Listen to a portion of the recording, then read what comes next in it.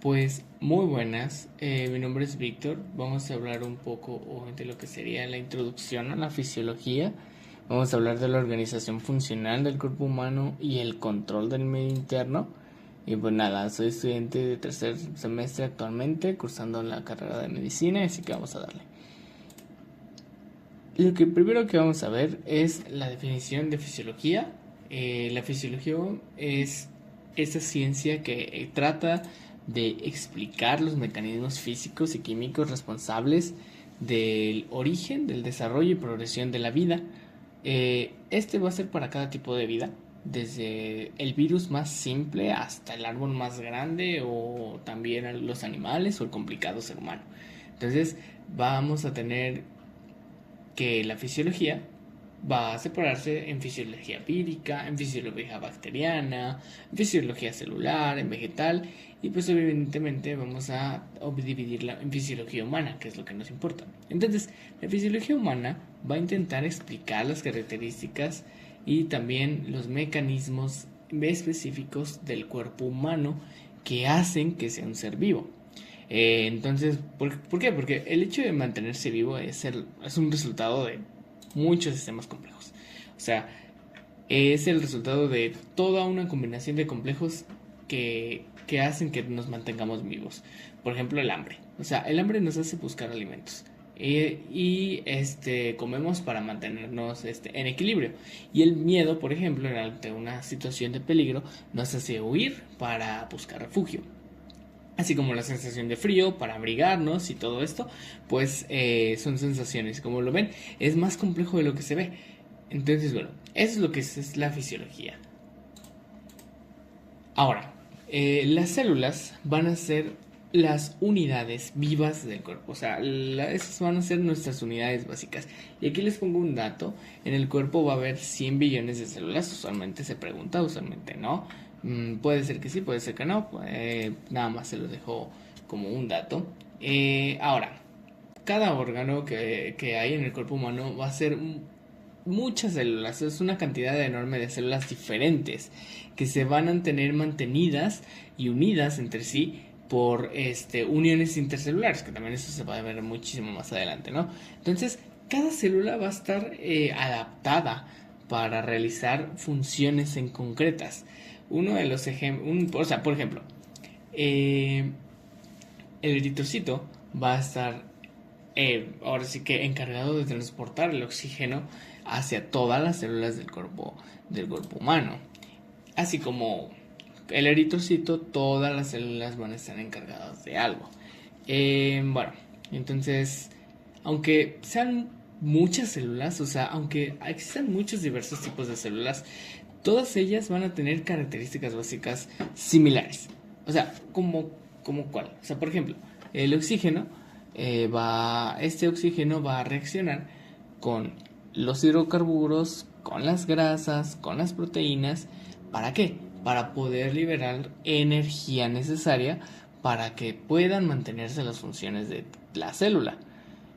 Entonces, eso va a ser como que lo mismo, es la misma finalidad, pues.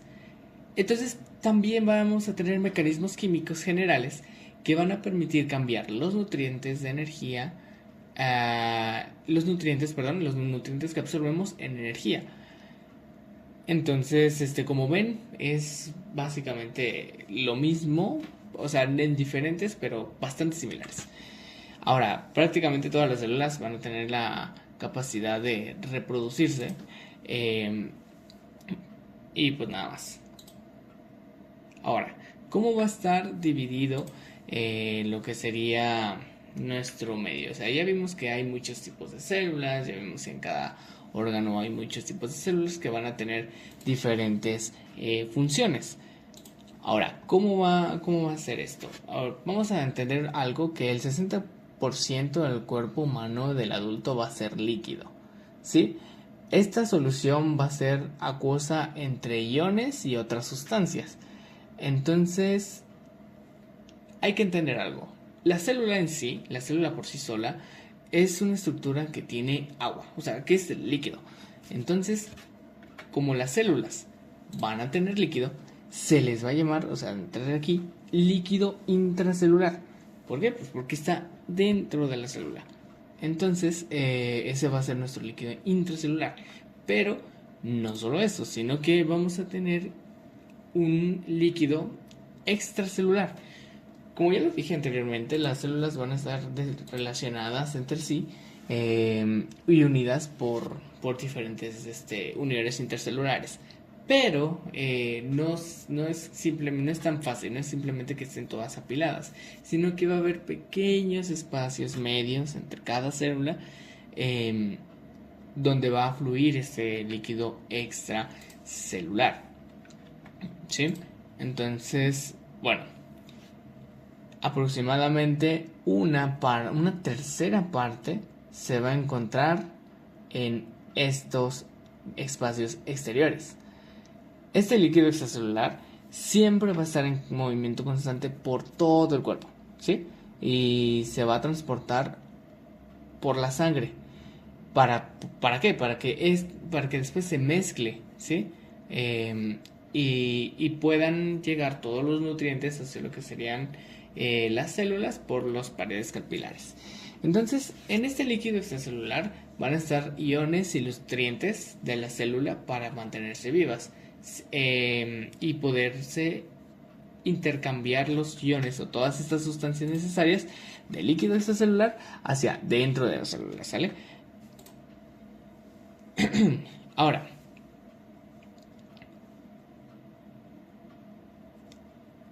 por este motivo, el líquido extracelular se le va a llevar a cabo, se le va a denominar como medio interno del organismo. Este fue un término introducido por el fisiólogo francés Claude Bernard. Y bueno, pues nada más, eso es para como un dato curioso. Y bueno, las células son capaces de vivir y realizar sus funciones especiales siempre y cuando en el medio interno se disponga de que sean las concentraciones adecuadas de todo lo que va a necesitar, sea oxígeno, sea glucosa, sea distintos iones, aminoácidos u otros componentes. ¿Sale? Entonces, ¿qué vamos a tener? O sea, ya vimos que hay dos diferentes tipos de líquidos, pero ¿cuáles van a ser sus diferencias?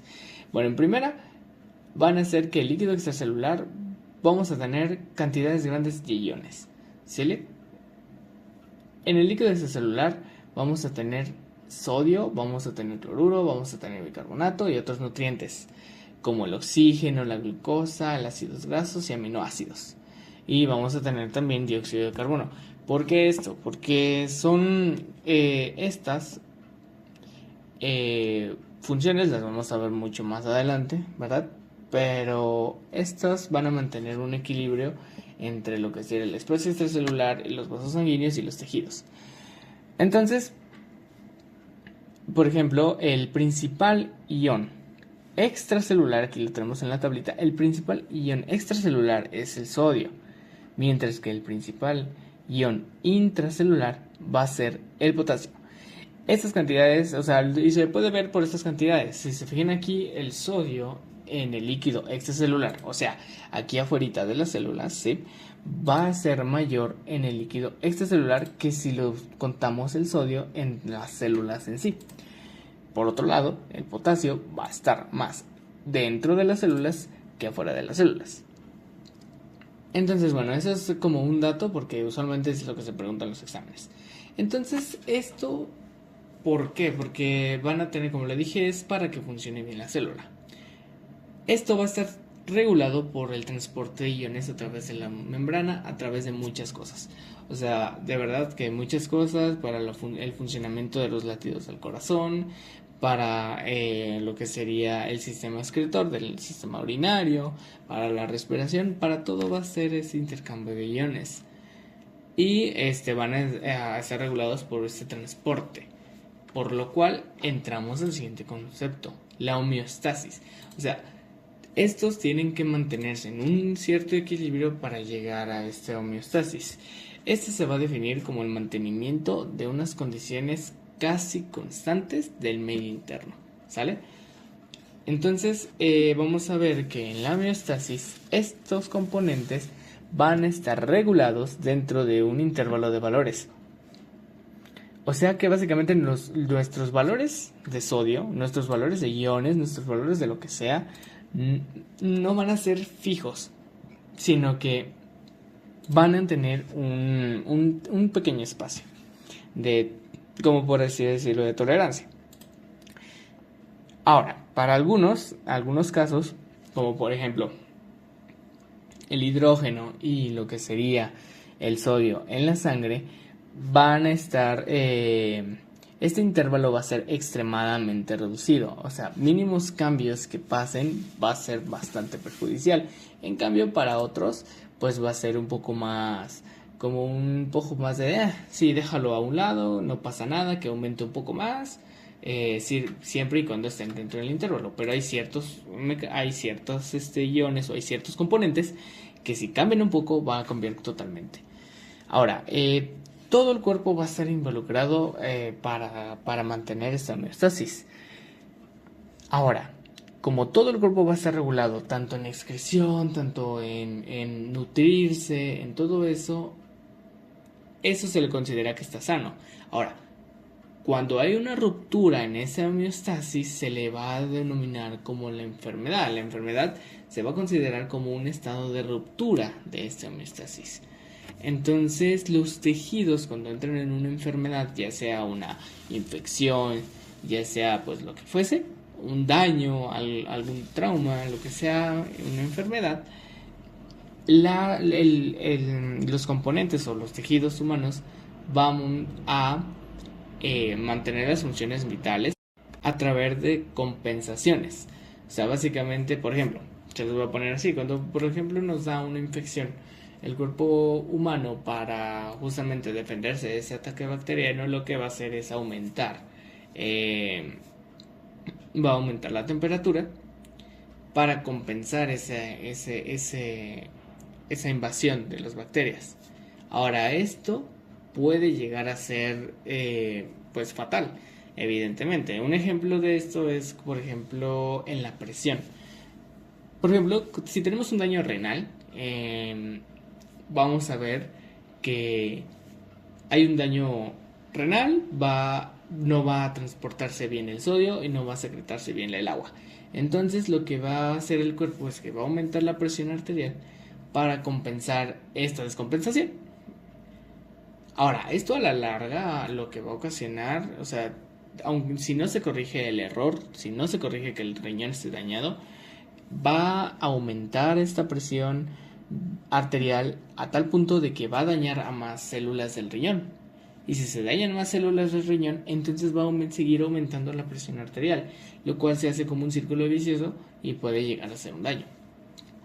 Entonces, el estudio que comprende y pretende explicar cómo se alteran los procesos fisiológicos durante las enfermedades va a ser la fisiopatología.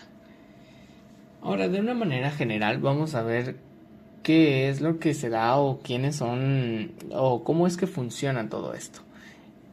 Todo esto de la homeostasis, empezando por el aparato circulatorio. Este líquido extracelular que ya vimos que va a contener todos los nutrientes, que va a contener todo, se va a mover y circular en dos etapas: en el movimiento de la sangre dentro de los vasos sanguíneos y el movimiento del líquido de los capilares entre los espacios intercelulares. Como lo podemos ver, el líquido extracelular va a irse hacia... El líquido extracelular, como tiene nutrientes, tiene que llegar a todas partes del cuerpo. Entonces van a ser transportados por los vasos sanguíneos, por las arterias. Esos van a circular y van a llegar a todos los órganos. Ahora, se van a ir a... como sabemos, este contenido tiene que atravesar los capilares y tienen que llegar hacia lo que sería el líquido extracelular para que se puedan entrar a la célula, como lo vemos aquí. Aquí llega la sangre y van a irse a través de los capilares hacia el medio extracelular. Este medio extracelular va a irse dentro de la célula y van a hacer sus funciones. El ejemplo básico es el oxígeno. Tenemos oxígeno, va hacia todo lo que sea el torrente sanguíneo, llegan hacia el tejido que quieren, llega hacia los capilares y el oxígeno va a difundir a través del capilar y llega al líquido extracelular, y del líquido extracelular entra a la célula para que ésta pueda mantener su homeostasis o sus diferentes tipos de acciones. Así es como llega esto. Entonces, como ven, ya hicimos las dos partes. Se movió dentro del vaso sanguíneo y vimos que entre los capilares y el espacio intercelular se movió. Entonces esos son dos movimientos del líquido extracelular. Otro ejemplo puede ocurrir tanto así como a la inversa. Igual, la célula hizo de desecho el dióxido de carbono, va a irse hacia el líquido extracelular, ¿sí? Del dióxido de carbono entonces entra hacia lo que sería el capilar y va a irse en todo el drenaje venoso hasta llegar a los pulmones, y los pulmones lo van a eliminar. Eso sería como lo más general. Ahora, ya vimos que se transporta, y ya sabemos que se nutre, o sea que tiene pues nutrientes del líquido extracelular para que mantenga todo esto. ¿Quiénes son los que van a encargarse del origen de los nutrientes del líquido extracelular? Pues tenemos a varios. Tenemos lo que sería el pulmón, específicamente ya vimos su ejemplo de lo que sería el oxígeno, entonces no lo voy a volver a repetir. Tenemos a lo que sería también el sistema digestivo. En el sistema digestivo, pues la absorción de nutrientes va a ser la encargada de recoger lo necesario, pues para mantener la vida, ¿no? Por ejemplo, los carbohidratos, las grasas, las proteínas, y este va a ir hacia el líquido extracelular para que todos los componentes lleguen hacia las células y mantengan sus funciones. Ahora también aquí les muestro un poquito lo que sería el hígado. Este no es el hígado, es una mitocondria, pero es básicamente por su función. El hígado lo que va a hacer es metabolizar todas esas sustancias que no pueden ser aprovechadas por el cuerpo en sí. No todas las sustancias absorbidas por el aparato digestivo van a poder usarse tal como cual con las células.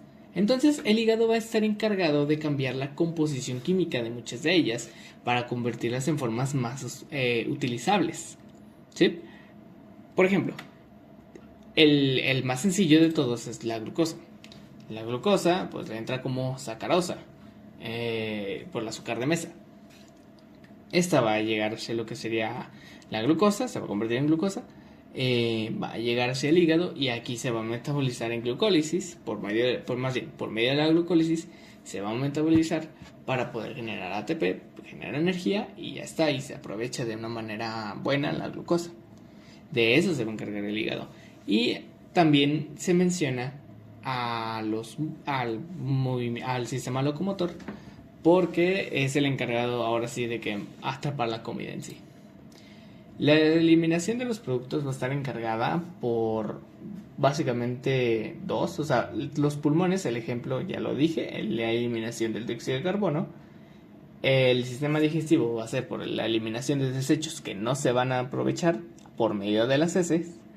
Uno de los más importantes va a ser el riñón, que van a eliminar los iones, esa gran cantidad de agua, esa gran cantidad de iones que ya no se van a necesitar, como la urea, el ácido úrico. Entonces estos se van a encargar de excretarla por la orina. Y la siguiente, igualmente, tenemos al hígado, que por medio, que el ejemplo más usado son los fármacos. Los fármacos que ya no se necesita que estén ahí, los va a eliminar el hígado, los va a metabolizar y los va a eliminar por medio de la bilis hacia lo que sería en el intestino y después posteriormente a las heces. Esto va a estar controlado por los sistemas nervioso y por los sistemas endocrinos.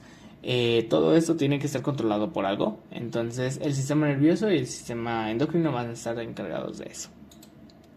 También tenemos que nuestra fisiología tiene que estar protegida. Entonces vamos a tener al sistema inmunológico y al sistema tegumentario como principales encargados de esta protección.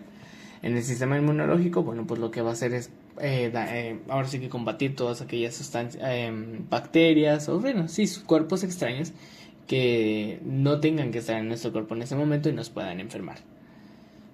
Y en el caso del sistema tegumentario va a ser la primera línea de defensa en el cuerpo humano para justamente sus agentes. Y bueno, eso fue todo. Vamos a dividirlo, como le dije, esta es una introducción. Entonces, realmente aún queda un poquito más por explicar. Y bueno, creo que me gustaría añadir un poquito más en lo que sería la regulación de las funciones corporales. Hay que entender que el cuerpo no es consciente de muchas cosas de las que haces. O sea, por ejemplo, cuando estás respirando, no eres consciente de que estás respirando. O sea, simplemente pasa. Esto va a estar controlado por el sistema nervioso. El sistema nervioso va a tener muchísimas funciones y, como lo dije, va a ser tanto autónomo como motor, ¿no?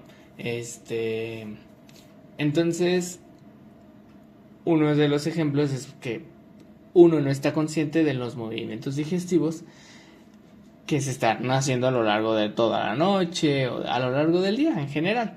Entonces el sistema nervioso autónomo lo que va a hacer es controlar ese es el sistema digestivo para que pueda hacer su metabolismo.